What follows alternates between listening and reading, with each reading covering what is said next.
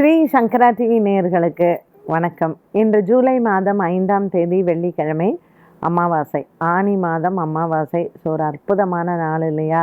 அதனால் இந்த நாள் எல்லாருக்கும் நல்லா இருக்கணும் அப்படின்னு என் குலதெய்வத்தையும் நீங்களும் உங்கள் குலதெய்வத்தையும் பிரார்த்தனை பண்ணிக்கோங்க. எல்லாருக்கும் ஒரு சூப்பர் டூப்பர் டேயாக இன்றைக்கி இருக்க போகுது. இன்றைக்கி என்ன சொல்லுது கிரகங்கள், அதோடு சேர்ந்து நம்ம கிரி ஒரு கேள்வி வச்சுருப்பாரு, அதையும் பார்த்துக்கலாம். மேஷராசி நேயர்களுக்கு இன்றைக்கி சந்திரன் 3ஆம் இடத்திற்கு போயிருக்கிறாரு. ஸோ இன்றைக்கி சூரியன், சந்திரன், சுக்கிரன் இந்த காம்பினேஷன் பார்த்திங்கன்னா ரொம்ப ஆணி மாதத்தில் ரொம்ப ரொம்ப ஒரு முக்கியமான காம்பினேஷன் அப்படின்னு சொல்லணும். ஏன்னா கேந்திரத்தில் இருக்கக்கூடிய சூரியன் சந்திரன் இன்றைக்கி ரொம்ப ஒரு அற்புதமான நாள். அதுவும் இன்றைக்கி சுக்கிரவாரம். ஸோ சுக்கிரனும் அவங்களோட சேர்ந்துருக்குறாங்க. இந்த மேஷராசி நேயர்களுக்கு 3ஆம் இடத்துல இப்படி ஒரு காம்பினேஷன் இருக்கும் பொழுது உங்கள் அப்பா அம்மா இல்லை உங்கள் உறவுகள், உங்கள் பசங்க, இவங்களுக்கெல்லாம் யாருக்காவது உடம்பு சரியில்லை, இல்லை என் பொண்ணு என்கிட்ட பேசவே மாட்டேங்கிறா, என் பையன் என்கிட்ட பேசவே மாட்டேங்கிறா, இப்படி குடும்பத்தில் ஏகப்பட்ட பிரச்சனைங்க இருக்கும். என் தம்பினால் எனக்கு பிரச்சனை, இந்த மாதிரியெல்லாம் இருக்கும் இல்லையா? இந்த வெள்ளிக்கிழமை அமாவாசையில் உங்கள் குலதெய்வத்தை பிரார்த்தனை பண்ணிக்கோங்க. இல்லைன்னா எல்லை தெய்வ பிரார்த்தனைகள் ரொம்ப ரொம்ப சிறந்தது. இப்போது நேற்று கூட பார்த்திங்கன்னா சுப தினத்தில் பணியிடத்தில் நிம்மதியாக இருக்கிறதுக்கெல்லாம் எந்த ஹோரையெல்லாம் கேட்டாங்க. ஸோ அந்த மாதிரி பிரச்சனை இருக்கிறவங்க இன்றைக்கி வெள்ளிக்கிழமை எல்லை தெய்வங்களுக்கு போய் தீபம் போடுங்க. இன்றைக்கி உக்ர தெய்வ வழிபாடுகள் ரொம்ப சிறந்தது இந்த மேஷராசி நேயர்களுக்கு. இன்றைக்கி நீங்கள் அகோர வீரபத்ரர் வணங்கலாம். அதே மாதிரி சத்ரு சம்ஹார மூர்த்தியான முருகப்பெருமானை வணங்கலாம். உங்களுக்கு இருக்கக்கூடிய எதிரிகள், உங்களுக்கு இருக்கக்கூடிய எதிர்ப்புகள், இது எல்லாம் சத்ரு நாசினி, இது எல்லாமே இந்த நாள் உங்களுக்கு சிறந்தது. இந்த பரிகாரத்தை இன்றைய நாளில் நீங்கள் செய்து உங்கள் எல்லை தெய்வ வழிபாடும் செய்தால் வெற்றி நிச்சயமாக உண்டு. ரிஷபராசி அன்பர்கள், இன்றைக்கி ரிஷபராசி அன்பர்களுக்கு 2ஆம் இடத்தில் இந்த சேர்க்கை. ஸோ ரொம்ப ஒரு குடும்பத்திற்கு நம்ம செய்ய வேண்டிய பரிகாரங்களை இன்றைய நாளில் செய்யலாம்.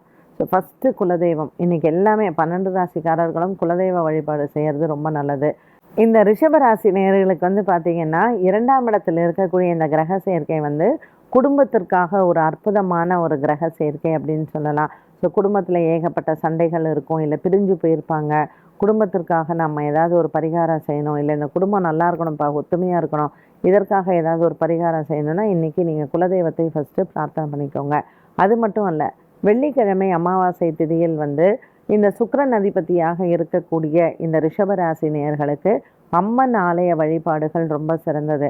ஸோ இன்றைக்கி நீங்கள் ஒரு இளங்காளி அம்மனோ இல்லை முத்தார் அம்மனோ இல்லை அங்காள் அம்மனோ இப்படி ஒரு உக்ரமாக இருக்கக்கூடிய அம்மன் ஆலய வழிபாடு உங்களுக்கு நல்லது.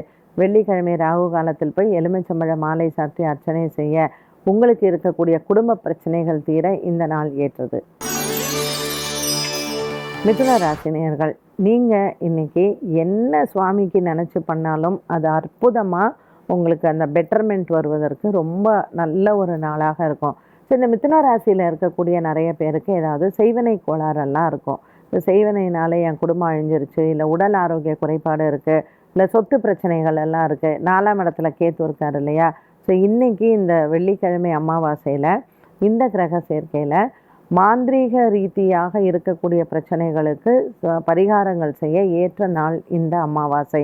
ஸோ மிதுன ராசி அன்பர்கள், உங்களுக்கு பக்கத்தில் என்ன எல்லை தெய்வம் இருக்கோ, ஸோ பிரத்திங்கரா தேவியோ சரபேஸ்வரரோ இந்த மாதிரியான தெய்வங்களுக்கு போய் இலுப்பை எண்ணெயில் தீபம் ஏற்றி வழிபாடுகள் செய்யுங்க. அந்த குடும்பத்தில் இருக்கக்கூடிய குறைகள் எல்லாம் தீரும். மற்றபடி இந்த நாளில் இந்த அமாவாசை திதியில் அதுவும் மிதுன ராசினியர்கள் குலதெய்வ வழிபாடு செய்யலாம். ஒன்றுமே எனக்கு இல்லை, இந்த மாதிரி எந்த பிரச்சனையும் இல்லைப்பா அப்படிங்கிறவங்க நெய் கொண்டு போய் கோவிலுக்கு கொடுத்து விளக்கேற்றுறது நல்லது. ஸோ இன்றைய நாள் பார்த்திங்கன்னா எல்லா விதத்துலேயுமே தெய்வங்களுக்கு சக்திகள் கூடின ஒரு நாள் அப்படின்னு சொல்லலாம். அதனால் இந்த பிரச்சனைக்கு இந்த தெய்வத்தை போய் வணங்கினால் நமக்கு நன்மையை தரும் அப்படிங்கிறதுக்காக தான் நான் ஸ்பெசிஃபிக்காக இன்றைக்கி பரிகாரங்களை சொல்கிறேன். கடகராசி அன்பர்கள், சந்திரன் 12ஆம் இடத்துல இருக்கார் அண்ட் பரிவர்த்தனை யோகமாக இருக்குது. சந்திரனும் புதனும் பரிவர்த்தனை யோகமாக இருக்குது. ஸோ இந்த கடகராசிக்காரர்களுக்கு ஏற்கனவே அஷ்டமத்தில் சனி. ஸோ குடும்பத்தில் நிறைய சண்டை, பிரிவினை, புதுசாக கல்யாணமானவாளுக்கெல்லாம் ஏகப்பட்ட குழப்பங்கள், இந்த மாதிரியான ஒரு பிரச்சனைகள் இருப்பவங்களுக்கு இந்த வெள்ளிக்கிழமை இந்த அமாவாசை திதி, அதுவும் 12ஆம் இடத்துல இருக்கக்கூடிய இந்த சஞ்சாரத்தில் பார்த்திங்கன்னா நரசிம்ம பெருமானுக்கு வழிபாடுகள் செய்யலாம். அதே மாதிரி கருட பகவானுக்கு விளக்கேற்றி நீங்கள் சில பேர் இந்த பணத்தெல்லாம் எடுத்துகிட்டு போய் ஏமாத்தியிருப்பாங்க. நம்பிக்கை துரோகம்னு சொல்கிறோம் இல்லையா? அந்த மாதிரி நம்ம ஏதாவது ஒரு மனசில் குறை இருந்தால் கருடனுக்கு வந்து இன்றைக்கி கடகராசி நேயர்கள் தீபம் ஏற்றுவது நல்லது. அதே மாதிரி சக்கரத்தாழ்வாருக்கும் பண்ணுங்கள். ரொம்ப சுதர்சன அஷ்டகம் சொல்லலாம், சுதர்சன காயத்ரி சொல்லலாம். சுதர்சன ஆழ்வாரை இன்றைய நாளில் நீங்கள் மானசீகமாகவோ ஆலயத்திற்கு போயிட்டு விஷ்ணு சஹஸ்ரநாம பாராயணம் அங்கே உட்காந்துட்டு சொல்லுங்கள். அந்த கஷ்டங்கள் எல்லாமே வந்து தீரும். சிம்மராசி நேயர்கள், இன்றைக்கி சிம்மராசி நேயர்களுக்கு லாபத்தில் எல்லா கிரகமும் இருக்குது. சுக்கிரன், சூரியன், சந்திரன். ஸோ ரொம்ப ஒரு நல்ல ஒரு ஹாப்பியான டே. ஸோ இன்றைய நாளில் உங்களுக்கு 7ஆம் இடத்தில் இருக்கக்கூடிய கண்டக சனி, 2ல் கேத்து, 8ல் ராகு, இந்த மாதிரியான ஒரு காம்பினேஷனுக்கு உங்கள் குலதெய்வத்திற்கு நீங்கள் பரிகாரங்கள் மேற்கொள்ளலாம். குலதெய்வ பிரார்த்தனைகளை இன்றைய நாளில் நீங்கள் செய்யலாம். அதோடு மட்டுமல்லாமல் விநாயக பெருமானுக்கு 11 தேங்காய் எடுத்து அதை மாலையாக கட்டி அந்த லாபத்தில் இருக்கக்கூடிய தேங்காய் மாலையை விநாயகருக்கு சாற்ற எடுத்த லாபத்தில் இருக்கக்கூடிய சூரியன், சந்திரன் மற்றும் சுக்கிரன் உங்களுக்கு எல்லா விதமான கஷ்டத்திலிருந்தும் நிவர்த்தியை தருவார். கன்னிராசி நேயர்கள், கன்னிராசி நேயர்களுக்கு ராசியில் இருக்கக்கூடிய கேத்து பகவான் ரொம்ப அந்த குழப்பத்திலிருந்து நீங்கள் வெளியில் வர்றதுக்கு பலவிதமான வழிகளை உங்களுக்கு வழிவகுத்து கொடுப்பார். விநாயகரை காலையில் முதல்ல வழிபாடு செய்யுங்க. இன்றைக்கி புத்து கோவிலுக்கு செய்கிறது நல்லது. ஸோ நீங்கள் எந்த ஆலயத்தில் நாகாத்தம்மன் அப்படின்னு சொல்கிறோம் இல்லையா? ஸோ நாகராஜனையும் நாகாத்தம்மனையும் இன்றைய நாளில் நீங்கள் வணங்கலாம். அனந்தனையும் வாசுகியையும் நீங்கள் பிரார்த்தனை செய்யலாம். ஆதிசேஷனை வணங்குறது ரொம்ப நல்லது. அதனால் இந்த மாதிரியான ஆலயங்களுக்கு போயிட்டு ராசியில் இருக்கக்கூடிய கேத்து, 7ல் இருக்கக்கூடிய ராகுவுக்கு இந்த பரிகாரங்களை நீங்கள் மேற்கொண்டால் மனதில் இருக்கக்கூடிய குழப்பங்கள் மற்றும் வியாபாரத்தில் இருக்கக்கூடிய குழப்பங்கள், வேலையில் இருக்கக்கூடிய குழப்பங்கள் அனைத்தும் தீரும். துலாம் ராசி நேயர்கள், துலாம் ராசி நேயர்களுக்கு இன்றைக்கி பாக்கியத்தில் இந்த கிரக சேர்க்கை இருக்கிறது ஒரு அற்புதமான நாள். இது நாள் வரைக்கும் நமக்கு ஏகப்பட்ட பிரச்சனைகள் இருந்திருக்கலாம். இதுலேருந்து எப்படி வெளியில் வர்றதுன்னு தெரியாமல் இருக்கலாம். ஸோ இன்றைய நாளில் நீங்கள் தெளிவான சிந்தனையுடன் முடிவெடுக்கக்கூடிய ஒரு அற்புதமான நாள். பாக்கியத்தில் இருக்கக்கூடிய இந்த கிரக சேர்க்கை பித்ரு சாபங்கள் எல்லாம் நீங்கும். ஸோ இது வரைக்கும் என் வீட்டில் நான் பித்ருக்கு எதுவுமே செய்யலைன்னா தயவு செஞ்சு இன்றைக்கி பண்ணுங்கள். நான் ரெகுலராக பண்ணுறேன், ஆனால் எனக்கு எந்த விதமான பலனும் இல்லை அப்படிங்கிறவங்க இன்றைய நாளில் நீங்கள் சிவனையும் விஷ்ணுவையும் வணங்குறது ரொம்ப நல்லது. ஸோ சிவா விஷ்ணு ஆலயங்களையாக பார்த்து நீங்கள் சென்று அங்கு அரிசி தானம் செய்து அங்கே மடப்பள்ளிக்கு வந்து நீங்கள் சிவன் ஆலய மடப்பள்ளி மற்றும் விஷ்ணு ஆலய மடப்பள்ளி இதற்கு தானியங்களை தானமாக கொடுக்கலாம். எடுத்த காரியத்தில் எல்லாம் வெற்றி இருக்கும். பித்ருக்களினுடைய ஆசீர்வாதங்கள் கண்டிப்பாக கிடைக்கும். விருச்சிக ராசி நேயர்கள், இந்த விருச்சிக ராசி நேயர்களுக்கு இன்றைய நாளில் மனதளவில் இருக்கக்கூடிய குழப்பங்கள் எல்லாம் தீரும். விசாகம், அனுஷம் நட்சத்திரக்காரர்களுக்கு சந்திராஷ்டம தினமாக இருந்தாலும் கூட தெளிவான சிந்தனையுடன் முடிவெடுக்கக்கூடிய ஒரு நாளாக அமைகிறது. 8ஆம் இடத்தில் இருக்கக்கூடிய இந்த கிரக சஞ்சாரங்கள் உங்களுக்கு பல குழப்பங்களை கொடுத்தாலும் மாலை நேரத்தில் மன தெளிவும் சந்தோஷமும் ஏற்படும். வெள்ளிக்கிழமை அமாவாசை திதியான இன்றைய நாளில் குலதெய்வ வழிபாடு மிகவும் சிறந்தது. ராகு காலத்தில் அம்மன் ஆலயத்தில் எலுமிச்சம்பழ மாலை சாற்றி அர்ச்சனை செய்ய கிரக தோஷங்கள் தீரும். தனுசு ராசி நேயர்கள், இன்று தனுசு ராசி நேயர்களுக்கு அலைச்சல்கள் அதிகமாக இருக்கும். 7ஆம் இடத்தில் இருக்கக்கூடிய இந்த கிரக சஞ்சாரம் திருமண விஷயத்தில் தோஷங்களை நிவர்த்தி செய்யும். வெள்ளிக்கிழமை அமாவாசை திதியான இன்றைய நாளில் அன்னதானங்கள் செய்வது நல்லது. அன்னதானங்கள் செய்து குலதெய்வ வழிபாடும் செய்ய உங்கள் எண்ணங்கள் நிறைவேறும்.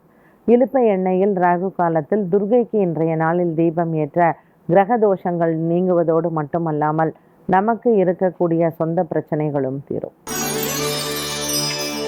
மகர ராசி நேயர்கள், இந்த நாள் முழுவதுமே மகர ராசி நேயர்களுக்கு உற்சாகமான நாளாக இருக்கும்.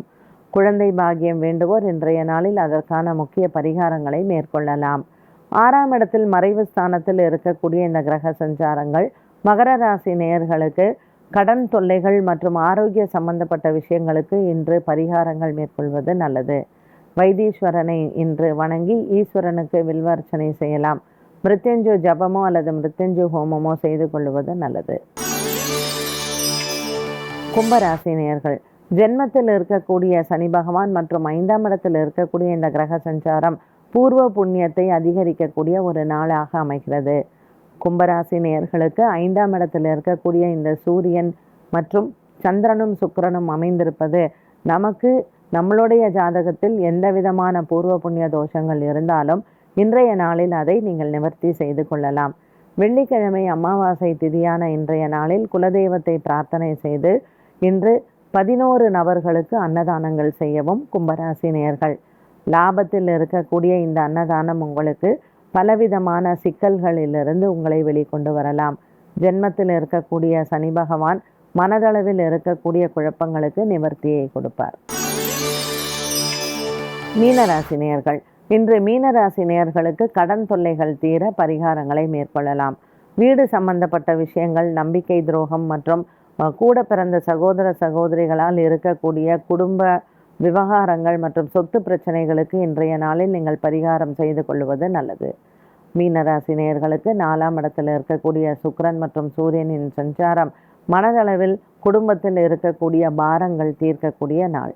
இன்று குலதெய்வத்தை பிரார்த்தனை செய்து மற்றும் வெள்ளிக்கிழமை அமாவாசை திதியில் அன்னதானங்களும் மற்றும் இன்றைய நாளில் எல்லை தெய்வ வழிபாடுகளும் சிறந்தது.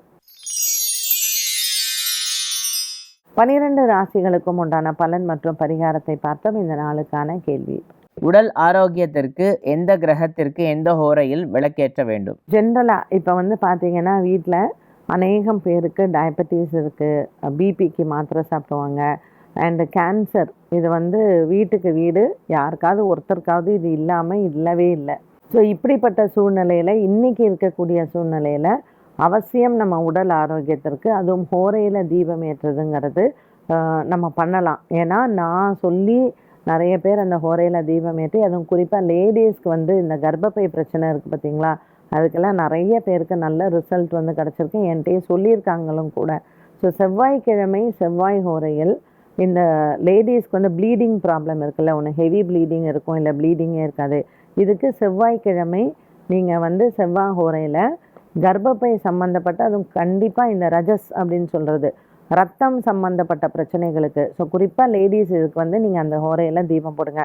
6 விளக்கேற்றணும். இதில் நீங்கள் வீட்டிலேயே எலுமிச்சம்பழத்துலேயுமே விளக்கேற்றுறது நல்லது. அந்த எலுமிச்சம்பழ ஜூஸ் நீங்கள் எடுக்கிறீங்கல்ல, அதையே சுவாமிக்கு நைவேத்தியம் பண்ணி அப்படியே சாப்பிட்ருங்க. ஸோ ரொம்ப சூப்பரான எஃபெக்டிவான ஒரு சிம்பிளான அது ஒரு பரிகாரம். அதே மாதிரி எலும்பு சம்பந்தப்பட்ட பிரச்சனைகள், ஸோ இந்த முட்டி வலி, ஆர்த்ரைட்டிஸ், அதே மாதிரி ரொமாய்டிட் ஆர்த்ரைட்டிஸ்னு சொல்லுவாங்க, இந்த மாதிரி முடக்குவாதம், இதெல்லாம் இருந்ததுன்னா வாதம் சம்மந்தப்பட்ட பிரச்சனைகளுக்கு சனிக்கிழமை காலையில் சனி ஹோரையில் நல்லெண்ணெயில் தீபம் ஏற்றுறது ரொம்ப நல்லது. நீங்கள் செவ்வாய்க்கிழமை ஏற்றும் போது இழுப்பெண்ணெயில் ஏற்றுங்க, சனிக்கிழமை ஏற்றும் பொழுது நல்லெண்ணெயில் ஏற்றுங்க. சூரியன், அதாவது ஞாயிற்றுக்கிழமை கார்த்தால சூரிய ஹோரையில் நீங்கள் ஒரே ஒரு விளக்கு கிழக்கு பார்த்த மாதிரி நல்லெண்ணெய், நெய், இழுப்ப எண்ணெய், இது 3 சேர்த்து விளக்கேற்றுறீங்கன்னு வச்சுக்கோங்களேன், எப்போவுமே நீங்கள் எனர்ஜெட்டிக்காக இருக்கலாம். சூரியன் நமக்கு எனர்ஜி கொடுக்கக்கூடிய ஒன்று. இந்த விட்டமின் டி டெஃபிஷியன்சி இருக்கிறவங்களுக்கும் அது ஒரு நல்ல ஒரு பூஸ்டராக அமைகிறது. என்ன நேயர்களே, இன்றைய சுபதினம் நிகழ்ச்சி அனைவருக்குமே நிறைய பயன் தரக்கூடிய விஷயங்களாக அமைந்திருக்கும். மீண்டும் உங்களை சந்திக்கும் வரை நன்றி, வணக்கம்.